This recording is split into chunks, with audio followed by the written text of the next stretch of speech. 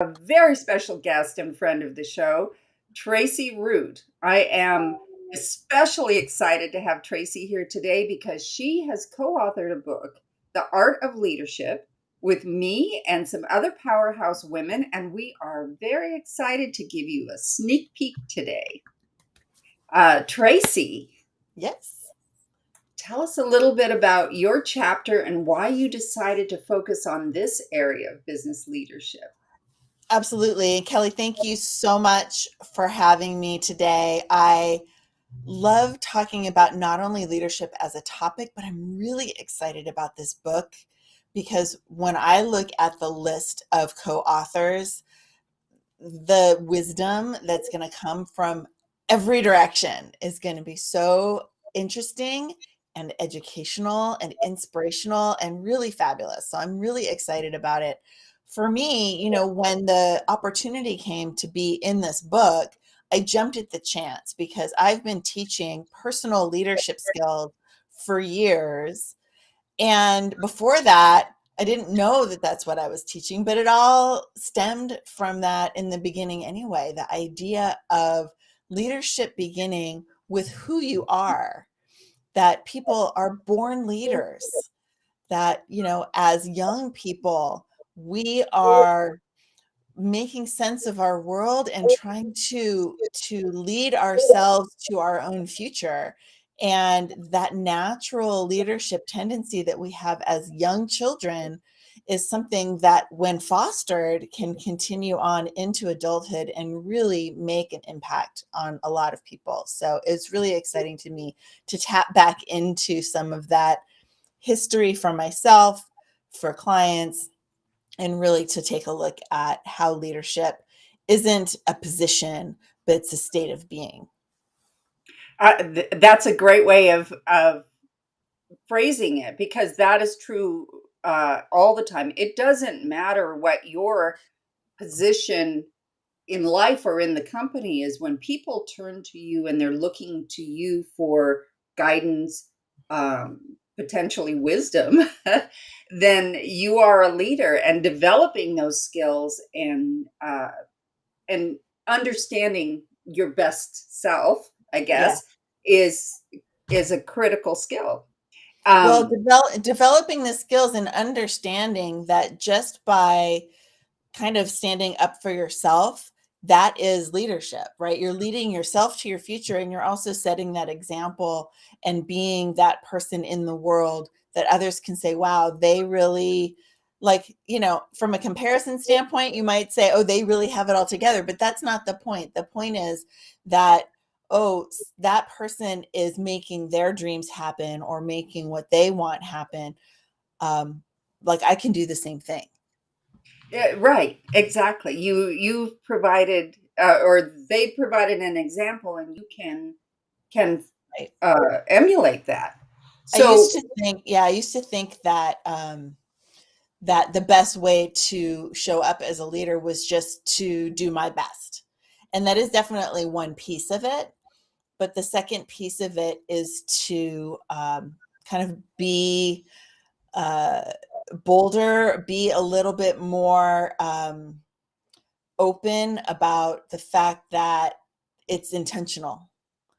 yeah, and I mean, you and I have talked about this before. We both come from a similar background where we were basically encouraged to be round pegs in round holes, no matter how many angles we personally had in our. Well, Yeah, yeah, didn't we think that that was how you got successful, right? You needed to emulate the others around us. And so it's that weird dichotomy of, yes, you want to emulate and learn from and grow into the skills that you learned from other people, but that doesn't mean we can't also be ourselves and lead ourselves toward that. it actually just reminded me of the I don't know who did this quote because literally it just came to my head, but well-behaved women rarely make history. Yes. And yeah, and it doesn't mean, of course, that you have to color all the way outside the lines if that's not who you are, but it does mean self-realization being being your best self, which is exactly what you teach and talk about. So I do have a question. Mhm. Um, one of the biggest roadblocks that you and I have both seen is fear. When someone's thinking about an entrepreneurial journey or doing actually almost any kind of activity that's new, it can be really scary. And talk a little bit about over fear, overcoming fear, all of those Yeah. sorts of things. Well, there's the kind of modern psychology of fear and comparison and all these things that happen in our world today. A lot of people don't realize that it's really deep seated in base needs, right? Our human base needs. People may have heard of Maslow's hierarchy of needs, right? The requirement of people to have safety and security and love and belonging and pride and personal ego and all of those things, all these levels of things that we need as humans, right? We cannot survive unless we have air, water, food, shelter, clothing, what the reproduction of the species, right? These are all physiological basics. And then as soon as we move up to that next level, we're talking about personal safety and security, being able to be employed, being able to fit in to a community that is supportive of our survival. So when we go back to the old caveman days, right? We needed to be a part of that community, and it was very much fear based, because if we weren't part of a community, we'd be ostracized outside the cave and we'd get eaten by the saber-toothed tiger. Yes. Now, right? So, but these days, of course, there's no saber-toothed tiger right outside our front door, but those base needs of safety and security and belonging are still part of the human condition and the human psyche. So fear still plays a part, because deep down we feel, if we're not consciously working in the other direction, we feel that if we're not welcomed and accepted, then we're going to be ostracized and we're going to die. So it's that Yeah. fear of death I that's think still that's you in put it ourselves. great. It doesn't matter if the reality of conquering the or not conquering the thing we're afraid of is death. Our concept, our is yeah, a huge Yeah, I danger. mean, it's down, it's at a cellular level. It's in our base subconscious, right? This is not something that is going to just go away through evolution. I mean, maybe it will in another million years, who knows, right? But in where we're at now with the evolution of humans, fear is still a very real thing deep down inside us, in every cell, in every, it's that fight or flight thing that happens if we get confronted with something that's a little scary. And so it takes real intentional work and progression with leadership skills and learning to combat that natural tendency to be afraid first To and then go forward. yeah, to pull back instead Yeah, of moving forward. So, right. can you talk a little bit more about that? I mean, if we all have this fear, now what? What do we do about it? Right. Well, we do all, and that's the thing. So we do all have this fear. Even people who you don't think have fear, right? They just may have been working on it a little more longer or a little more intentionally than you have.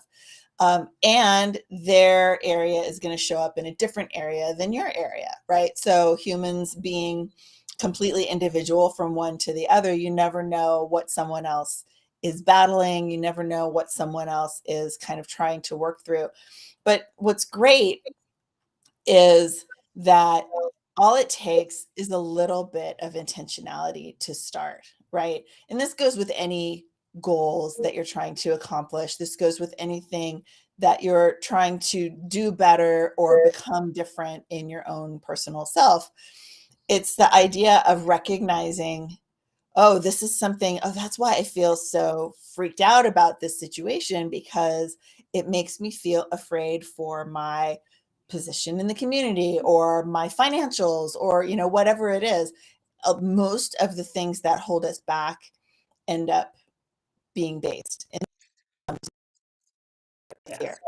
So not that that's true and say, Hmm. wow, that really made me afraid.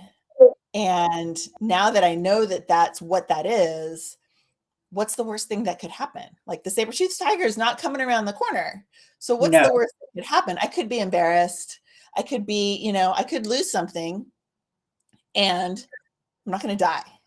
Like, so at any different case, the idea of taking steps to combat a fear that shows up, the littlest step is a step in the right direction. And so to recognize that, to name it, and to say, okay, well, if this is how I'm feeling about this situation, what can I do to try to work through that for myself, whether it's emotionally or mentally or physically or whatever. So, Can you mitigate the downside now that you've identified what it is? Can you? yes, Yeah, absolutely. that's I love it. Absolutely love it. And I think well, at least in my experience, oftentimes when you take your fear out and really look at it and look at what's holding you back, it's not so scary a monster once Right. you, Well, that's yeah, exactly, that's the whole, like, what's the worst that could happen, right? right. So, Yeah. if I, and fear is a funny thing too, right? Like, so I'm a speaker and I love speaking in front of people, but do I get afraid? Sure. Every time, right? Your heart rate goes up, your breathing changes, like all those physiological things related to the fear that I'm feeling. But did you know, this is something a little bit off topic, but this is a really great tip for people to realize that fear and excitement in your body show up exactly the same way, right? So if you like, for people who say, I'm afraid to be on stage, what if you said, I'm excited to be on stage? I think I got this from Mel Robbins. This is one of my favorite things ever, though. Like the feelings that are in your body are going to be exactly the same whether you tell yourself it's fear or tell yourself it's excitement. So why not be excited I about love, what's possible instead of afraid of what's possible? And then you can go and yeah. make it happen and do it and get on the other side of it, and then next time you're a little less afraid and a little less excited, but at the same time, you're also feeling a lot of those feelings a little bit less as well. And so that's a growth position. And it improves your confidence. So you may be a little less fearful slash excited, but you're also going to have more confidence, Right. right? Confidence, you're more clear, you're ready to show up in the way that you want to show up as opposed to allowing those physiological um, symptoms, manifestations run the show, right? We want our intentions to run the show, not like the physical shaking or anything like that. Yeah, yeah, exactly. The petrified deer in Right. headlights situation. So I love that. I love the idea of being able to imagine and Yeah. repurpose those reactions. I want to kind of switch topics a little bit now and um, talk about what is one thing that I think is really core to your business and core to, we both agree in having a successful business, it depends upon community. Hmm. And especially when you're in a very small business, the community becomes your board of advisors. They become the oftentimes it's the pool of your clients. So you want to have it be somebody that you actually want to work with, right? Right. Um, Right. but I have noticed that oftentimes when we start in business, if we see a coach or somebody or a group with a high name value and recognition, we might be drawn to that and say, "This is where I need to go." but we're thinking in terms of what that coach or that group can do for us and our Mhm. bottom line, our visibility, things like that. That's probably not the right approach in my opinion. And I think you're not Yeah. kind of, but that is your uh, philosophy as well. So can you Yeah. really like hone in on that? Yeah, let's talk about that. And I think that that's really important because there are, when we're looking for mentorship or advisors or people to work with, a community to join, a person to provide us guidance, it's sometimes difficult to find our right place, right? And it goes back to that fear and acceptance and belonging thing that we were just talking about, right? We want to have, from a ambition standpoint, we're looking for someone who has what we have, right? We're drawn to that. Oh, this person, only works 3 days a week. Oh, this person travels all the time. Oh, this person has a client list of this or an income of that, as far as they communicate, right, in their marketing, probably. And, which is not always true, of course, right? You have to also take that into account. But you know, that doesn't mean that they're the right coach or mentor or community for you, because we all need to find our place in the world. But it does come down back to that fear thing, right? Where we're going to want to be accepted if that's a group we feel like is the right one for us, without, like, on the surface, we're going to try to squeeze ourselves in there. And then it starts to feel wrong, right? It starts to feel a little inauthentic. And this happened to me over the course of the pandemic. Some people who I had been following, people who in the past I would have considered mentors, who I don't know very well personally, but I admired what they'd done in business, what they'd done in their organizations and in their communities. And I thought that I wanted to be tightly knit to them so that I could then do what they do and learn from them and all of that. And it turns out that from a personal level, from a core values level, we weren't aligned. We had different beliefs about different things. And it's okay for people to have different beliefs. Absolutely, But yeah. it it turned out that those people, there's only a couple of people that I just kind of am running through my own mind. Those people, while they are still very admirable in what they've created for their business and their community, like, there's a lot of admirability about what they've done in their business. But as like a the another mentor of mine always said, our politics are going to divide us and our core values are going to unite us. And in the end, our core values weren't exactly aligned. And so I decided that, you know what, I can appreciate them and I'm going to go elsewhere, Yeah. because by continuing to be connected to them, I had this disconnect in my own desires for what I was creating, because I had this kind of negative thing being brought into my vision on a regular basis. So Yeah. it is really important to recognize that not everyone is for everyone, and that's totally okay, I because it's what, our individuality is what makes the world go round. exactly. And there's someone for everyone. Absolutely. And but Absolutely. you're right. It doesn't mean that that person is not completely, or that group or whatever is not completely on point for someone Yeah. else, They're just not for just me. because it's not for you. But if you continue, like for me, my mantra is you just have to work harder and it'll work out, right? And and it doesn't serve me in the least, especially in a situation like this. But Right.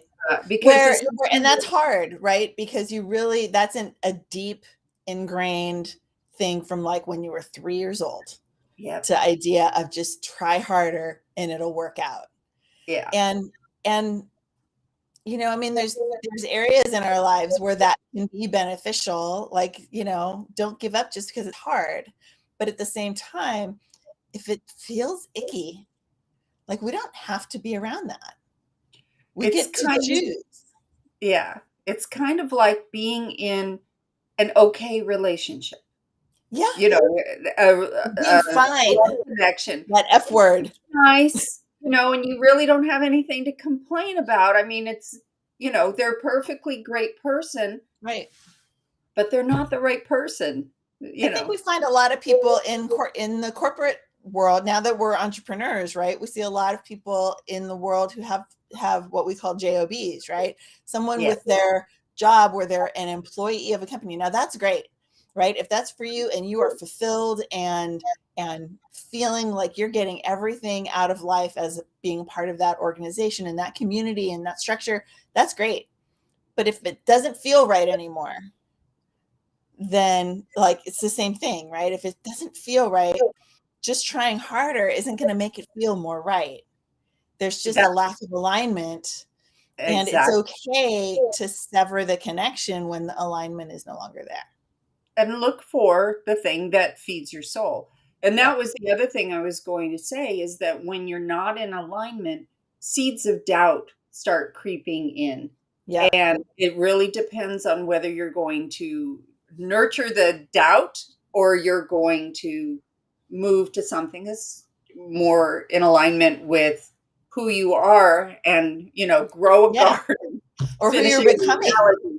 Right? Right? Yeah. I mean, for me, right, I was in corporate for 17 years, had a big change in my life. I lost my husband to cancer. I had 2 little kids, right? It's like the midlife crisis thing, right? That's why there are midlife crises, because Yeah. we change as people as we go along. And by the time we get to midlife, we've had half a life.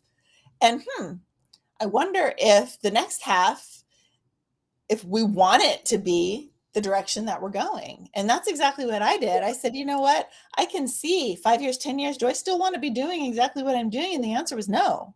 The answer was Yeah. it would be fine and totally boring and unfulfilling. And Right. so, yeah, I still got a lot of life ahead of me. I only did half. I got another half. So let's, keep going in a new direction and figure out what the next season can And look like. yeah, I absolutely love it. You're 100% on point with that, because truly, yeah, you do. If you are looking ahead and you're saying, this is just not going to be fulfilling for the next Yep. chapter, you have a finite amount of time. So how Well, do you and want it to can spend be a process, right? For me, it was a it? very short thing, and people would, looking back, right? I didn't really follow anyone else. I didn't ask anyone else what they thought I should do. I didn't have like such a certain amount of money saved up, and I didn't have, I really kind of like, I need to change. My life has to be different, and I'm gonna, like, I just had this huge change. Making this other change isn't really gonna make or break it, right? This is kind of Yeah. already made or break. So, but for a lot of people, right, there's a lot of concern about stability and making adjustments like that and stuff. And you do have to do what's right for you and your family and your situation, but don't ignore it, right? There's a message that's coming to you. If your thought is, I'd really like to leave here and go start this business, or I'd really like to become a teacher instead of, this whatever, like, there's a lot of people who do things like that in that kind of 30s, 40s season where they're like, I just really am not liking what I'm doing. And I always dreamed about this. I wonder how I could actually make that happen. And by finding the people who you align with to support you on that transition is how you can actually make it happen so that you And feel great about it. I love it. Yeah. And I was sorry, I didn't mean to That's cut okay. you, but We're both so excited. but but um this is where having that group, having that support, having that Yep. coaching that are all in alignment with your values, now you've mitigated the fears. You feel more confidence, and you Yep. know that you can, it still might be scary, Yeah, to it might be make a scary, big it might be move hard. or even make a series of small moves, but you've you've got the right team, you've got the right Right, people, you've got all that to work with you. And then absolutely. um, going back to this whole um, experience, leadership, and all of that. Yeah. Um, you have made some very bold statements, and I'm using bold on purpose because you talk about living a bold life. I mean, that's Mhm. one of your core messages. Right. But you make a very bold statement about the problems that people inevitably face in their businesses, not just making these big changes, but you know, one of the things with businesses and leadership is that you are in charge. You are the decision maker. You are, uh, heavy is the Yep. head that wears the crown, right? Where's my So, crown? It's over there yeah. somewhere. So, but you've made some real bold statements about, you know, being in business and tackling those problems. Well, I think that, it is it's as we say, multifaceted, right? Like there is um things are hard, and then when you make a decision, things are easy. And you might not know where to go, but you might have someone you can ask, right? The big thing, one of my favorite quotes, which is from Marie Forleo, is that everything is figure outable. And it's not even a word, right? Who cares? Figure outable is a great word. That's not a word, It because is now. We have it is we now, thanks to Marie. And because what it comes down to is whatever it is that's holding you up, like it's time to just examine that and say, what's holding me up? Well, this whatever block, I think on my in my chapter, I'm gonna reference it because I can't think of it off the top of my head. But the things that were holding me back, right? I could not see how um, how I could move from what I was doing to an actual stable, fulfilling career where I could be the parent that I wanted to be.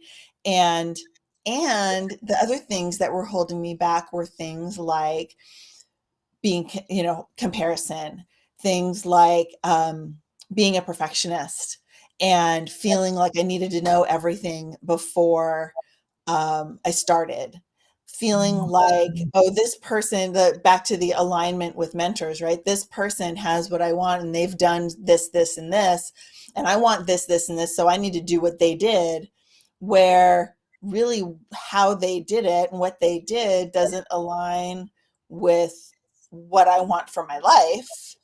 So, it was just kind of all these disconnects, and I was exhausted, and I was just kind of in that place of everything's fine, and if I change it, then maybe things won't even be fine, let alone great, right? So there's that fear factor. And what I found is if you take like be really introspective about it. And this is why I love, especially here at the end of the year, there's so much focus on looking at what's coming, right? And looking at new goals and looking at your whether it's a vision board situation or whatever, and looking at what it is you want and what is it that about it that you want, right? Is it fulfillment? Is it community? Is it love? Is it stability, right? All those things. And once we realize kind of where we are and what it is that we're looking for, we can find that connection between the two. We know that no matter where we are, if it's a problem, then there's a solution, Uh, right? Every problem has a solution. Everything's figure outable. So what does that mean, right? If I feel like I can't figure stuff out and I feel so alone because I don't know the answer and I don't know who to ask, well, maybe the way to figure that out is to start asking questions and talk about a skill that takes practice, right? Asking for help, asking questions, building new habits, practicing self care, discovering what it is in life that does fulfill you, right? A lot of times we're just kind of stuck in a place and we don't know what it is that we want. But maybe you could start a practice that discovers some things for you and just start small in the figuring out. I, wise words, absolutely wise words.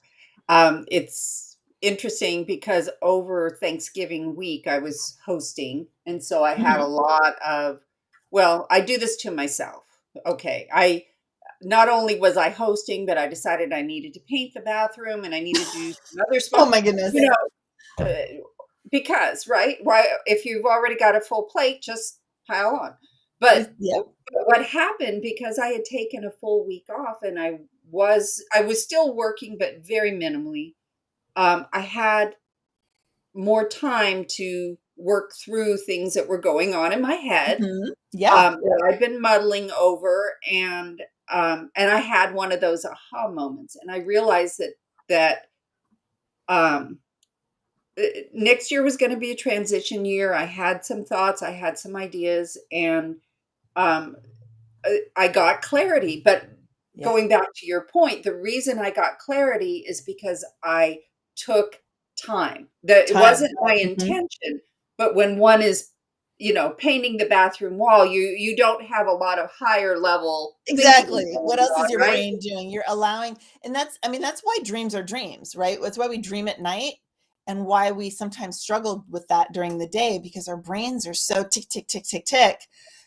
We haven't gotten kind of to that place of calm where you can actually just brain calm, even if your body's working, like painting the bathroom, right? That brain calm to where you can imagine things and be creative. I actually find that my most creative time is around 8 o'clock at night, between 8 and 10, after dinner, sitting in front of the TV with my laptop on my lap, right? The TV is totally mindless. I don't need some half the time I'm not even watching what that is, but I'm sitting with my family and we're just kind of, cuddled. And and that's when I'll do, artistic work or I'll imagine or I'll write, an article or something like that where the creativity can come out because the to-dos are not it's not They're to-do time. shelved.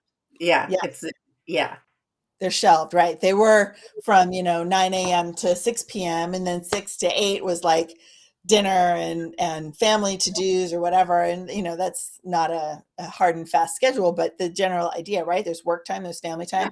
And then there's like turn off the to-dos and allow imagination to show up. And so that's what works for me. Other people, it's going to be first thing in the morning, and other people get to be creative all day long. And those are my wannabe people, because not their wannabe, that I want to be them, right? It's Right, right. my Yeah. artistic tendencies, um, wishing that I had that kind of freedom. And someday maybe I will, where I can be creative 10 hours a day instead of 2 hours a day.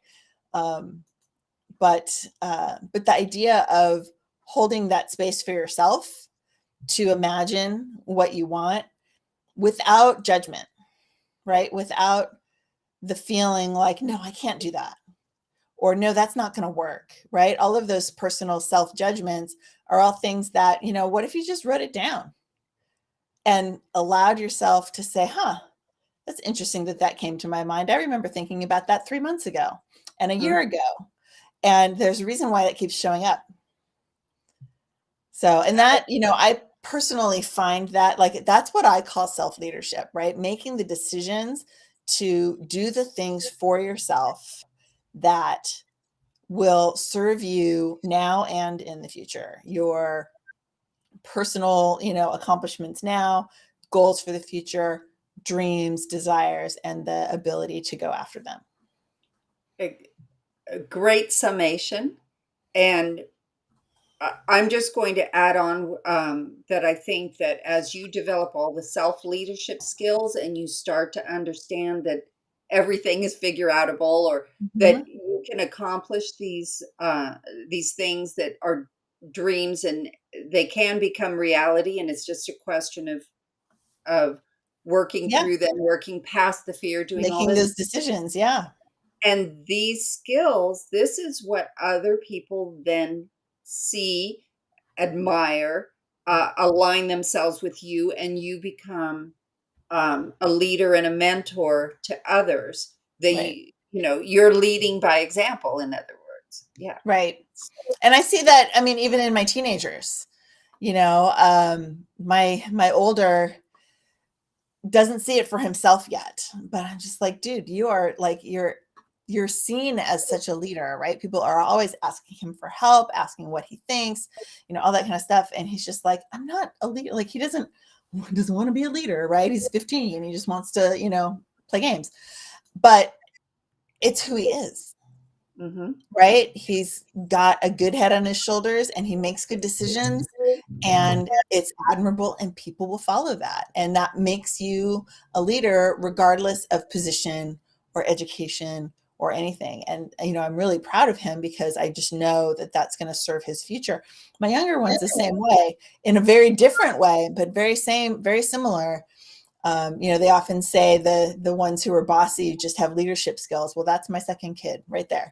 I love it. I love it. Yeah, I was the firstborn, so Same. so yeah, bossy is in my DNA. Same But here.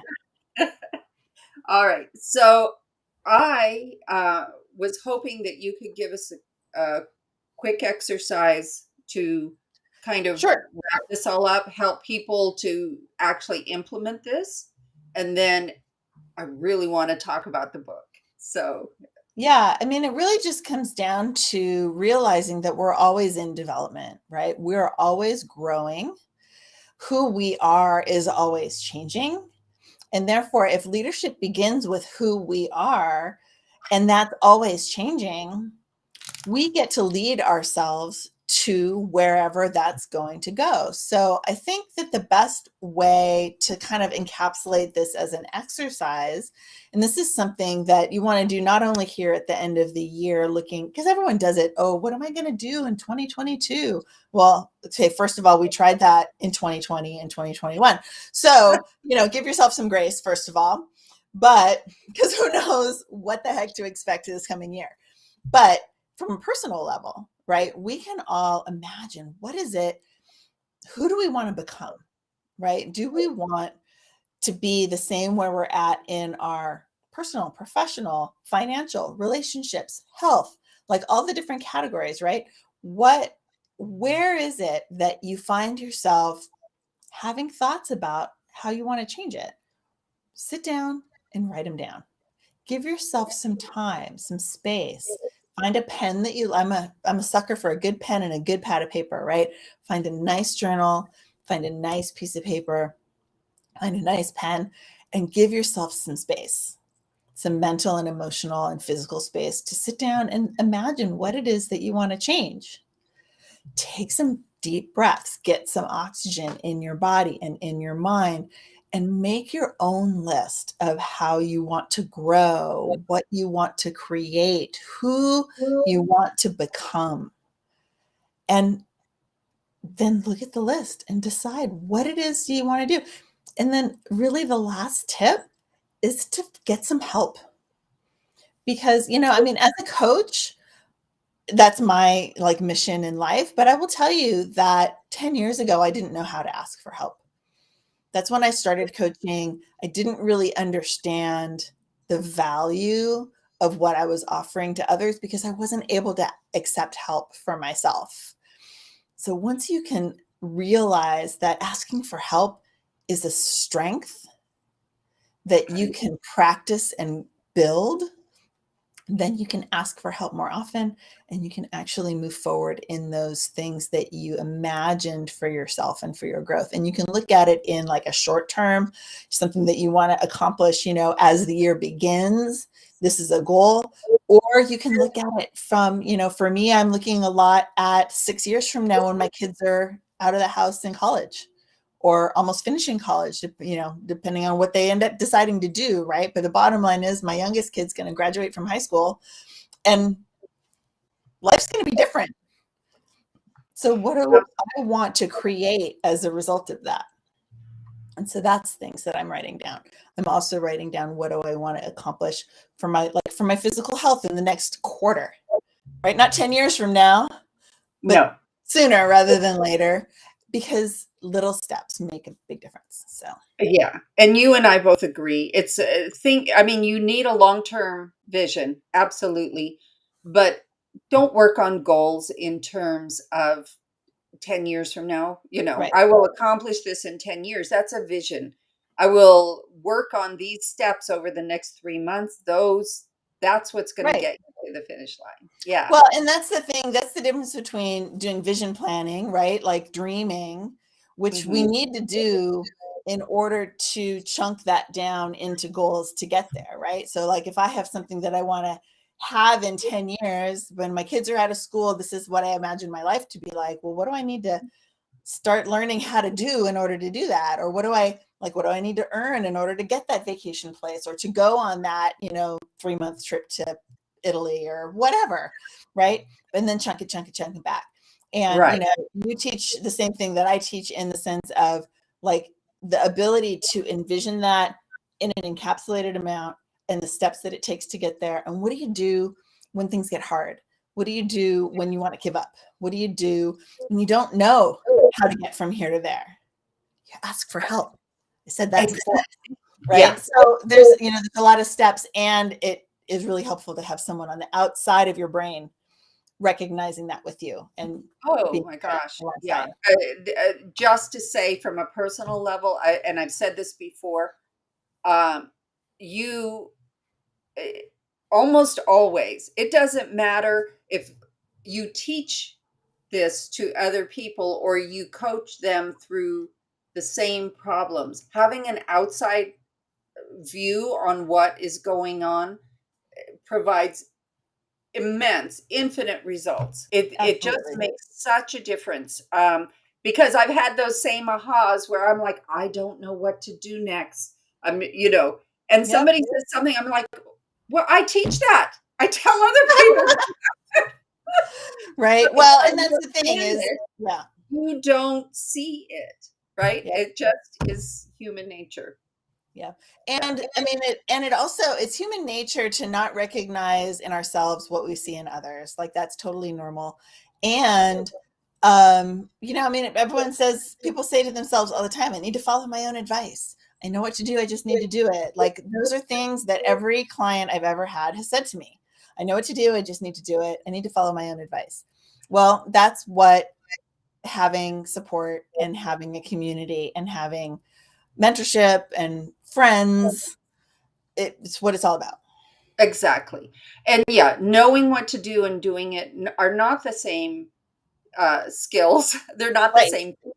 If you're in that position, as exactly what you're saying, having somebody to either be gentle but firm with you in making sure things happen, or being able to uh, point out where you might be self sabotaging, and all of these are positives, not this is not putative Right. in any way.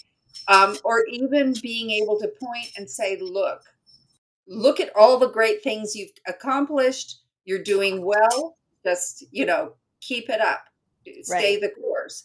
All of these things are really valuable, and they absolutely give you that foundation that Yep. helps you attain your goals. And we have talked about so much stuff today. Yeah. Now I want to talk about the book, how to get the book, when to get the book, and why to get the book. Yeah, I mean, hopefully I think we everyone. covered that part, hopefully. I think we covered that exactly. But yeah. So Tracie, take it away. Yes. Well, so The Art of Leadership comes out on December 16th, which is Thursday, right? Week from I think so. Yeah. tomorrow. Tomorrow's Thursday. Yeah, a week from tomorrow, which is really exciting. And what's super great is whenever one of these multi-author books comes out, these compilation books comes out, often what we do, because this is the second one that I've been in and I've heard from others, that for the first day or two, it's a super deep discount to get the Kindle version, right? So on the day it launches, we want you to get this in your hands on your device. It doesn't have to, you don't have to have a Kindle. You can do it on your phone or on your computer, but we want you to have it as soon as possible. And that also supports the visibility of the book to get in front of other people by, climbing the lists for Amazon and all of that kind of stuff. So we're going to have a link on that day specific for you to be able to get the book for only $1.99. We don't know if it's going to be 24, 48 hours. So we really want you to be paying attention on Thursday the 16th for that link. And we'll be giving you that link. If you're in another country, make sure we know what country you're in so that we can get you your country specific link, because for Amazon, you know how that works. You need that. So, but we'll have the US links for sure first thing in the morning, and other countries it'll be depending on time zones and all of that kind of stuff. But it's great because you get it right away. You can read my chapter first thing in the morning. You can read, whatever resonates with you about leadership. With 25 authors, there is absolutely more than just something for everyone. There's multiple somethings for everyone. It's really exciting. So that's going to be on the 16th. You're going to, I'm going to obviously be putting it all over my Facebook. We're going to have it in our Gather Community Facebook group for sure, because several of the authors are in our community as well. And if you are seeing this and you're not sure if we're connected or you're in the group or whatever, just send me a private message. Be happy to connect up with you so that we can make sure that you get that link delivered directly to you personally from me first thing in the morning. Absolutely. And if you're not a member of the Gather community, I am going to, yeah, join. Join it, join Just it. come. Of Exactly. And Tracie, I'm going to ask you to please put the link course. in the comments so people can go over and join that community, because honestly, they're fabulous. Well, and it's That's really the right all word. kind of related, right? The Gather community is full of people who are teaching and learning personal and professional development. Like that's really, and so some things are wellness related. We've got energy healers, we've got business coaches, we've got, people that teach goals like me and Kelly. We've got all kinds of different opportunities for learning and connecting with amazing women, and our whole community is not only women, but our teachers are women. And so we only have 12 people to get to 550 members. So we'd love to have you join us. Maybe you'll be number 550 for us. Yeah, that would be wonderful. Thank you so much, Tracie. This was so illuminating as always. I always love our conversations. And Same. I can't wait to see, excuse me, I can't wait to see you again next week. Same. Absolutely. I'll talk to you again soon. I'll see you very soon. Bye bye. Thanks, Kelly. Bye-bye.